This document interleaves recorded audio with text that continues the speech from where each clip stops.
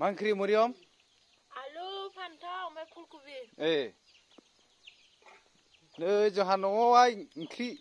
ओंखाम जानो खेबदों नै मरियम मा बिलाय फान्थाव बियो ओमफ्राय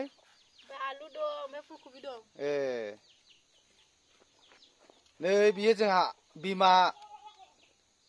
बिसौजों बेनिफ्राय मा होनोमोनलाय बिबैजों मैगं सायदों नायदो नै बेदराथ' मैया जाखाबाय दिनै गैया ना दङनो ओरै सासेया हनै औ ना एवगासिनो दङ